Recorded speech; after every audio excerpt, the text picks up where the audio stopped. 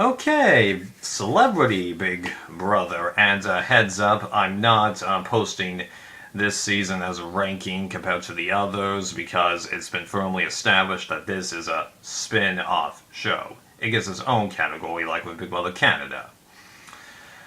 So, there really isn't too much to talk about because really it's the same game, just, shorter, and then they changed the jury situation because of these celebrities. They have more obligations, so they can't keep them in the game so long, but I'm honestly not too bothered by that. What I was bothered by was the fact that they did so many, live veto competitions because, that severely limits the type of challenge that you can do. And Big Brother is supposed to be, all about tough challenges, and they have more than enough time to do, your typical challenge. So, like, what? Were you just stripped for cash or something? Because Julie Chen has mentioned that she took a pay cut to do this, although why she should be complaining about that, I have no idea, because she's going nowhere, She's been doing this for 20 years-ish. Right. So there's that. Now, did I know any of these celebrities? Just two, and only just, because I don't watch beauty pageants, but I did hear about Steve Harvey, making his mistake, even though it was a genuine mistake, and I do admire him for apologizing for it. And I did watch a little bit of Big Time Rush back in the day, but I did have to look James up because I was like, whoa, whoa, whoa, wait, the James? Let me check. Oh. And that was it. I'd never even heard of any of these other people before. So I was able to treat them, as just ordinary people, basically, even though, as I've said before, there's only two differences between celebrities and regular people: bigger paycheck, bigger social media following count. That's it. And, yeah. So the game was kind of interesting, although I was a little bummed initially that it seemed to be, pure battle of the sexes, even though Ross did switch sides, and it seemed like James had a good amount of potential to make alliances with other people, even though once we got to the second round, I could tell this guy has a 0% chance of winning this game, but it's going to be really interesting to see how long, he can stay in it, and he lasted quite a while. I was impressed by that, yeah.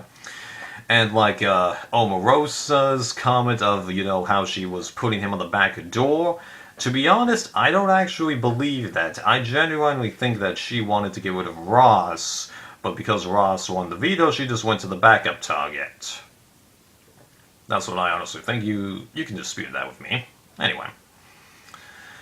And then other things to mention, I really wish that they had actually done a little bit better with recruiting celebrities that actually, either understood the rules of the game or actually wanted to be there. Now, it stands to reason, okay, that celebrities don't watch reality shows. That's fine, but if you're going to put them on a show like this, at least make sure that they actually understand what they're doing. Like, seriously, Meta, you vote for people to be booted from the show except for the last round. Just, I mean, like, it didn't matter, but I really wish that, and then Keisha, you should have thought about this before you came out. That's a Jenna Maraska, and the more that I think about it, I do kind of blame Jenna for actually going out there when she shouldn't really have, even though her reasons for quitting make sense because, she's worried about somebody else. So I do feel sorry for them, but just, yeah.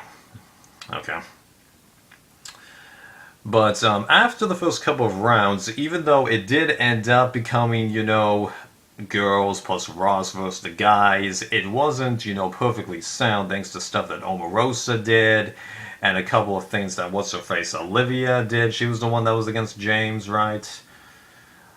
Yeah, so that undermined it enough that even though the end result was the same, it wasn't that big of a deal if you ask me. But I do need to discuss that power veto twist. I really wish that they hadn't done that. Like, would it have been so bad to just have, a standard veto, because that actually wouldn't have changed the results? Because thankfully, the voters ended up picking a veto that had the potential to actually not matter that much, because Julie didn't do the best job of explaining this because one of the vetoes, I think it was the Spotlight veto, you had to use it, but the veto that they did use, well, you could use it twice. Ross, or whoever won it, was allowed, to leave everything as is without doing anything. So him saving himself, well, he would have done that regardless. But him choosing not to use it the second time, I was like, thank you. Like, seriously, Big Brother US. You're pulling a Big Brother Canada here where you're having the public intervene. If you watch my Big Brother Canada 4 review, you'll realize that even though Big Brother US has kind of done twists like this, usually it actually doesn't matter nearly as much as Big Brother Canada, so I'm aware of that, but just... Is it so hard to just put the house guests in the house and let them play the game? Huh? Yeah. Right. So even though, it was kind of a rushed season, I found myself enjoying it. People made moves that were typical. We saw a lot of typical blow-ups, reasons for why people left, a couple nice fights to stay alive in James, and ironically Omarosa, who actually, I think, was in some good favor with the house guest when she left. And then we got the last round, and I really wish that they had, padded this season out in such a way that, you didn't have to evict 2 people right at the end. That's ridiculous. Really would it have been so hard, to replace one of those live vetoes with a double eviction? Just you could have done that, if you had really thought about that. Or just have 2 less people go into the game. Huh? Right.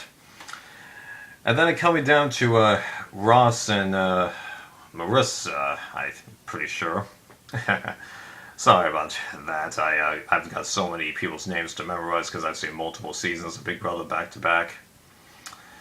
It was very fitting that it came down to these 2 because they'd been getting edits that indicated that in terms of strategic games, they were playing the best. Not to say that other people weren't performing interesting game moves as well. Omarosa, arguably James, arguably the other girls, but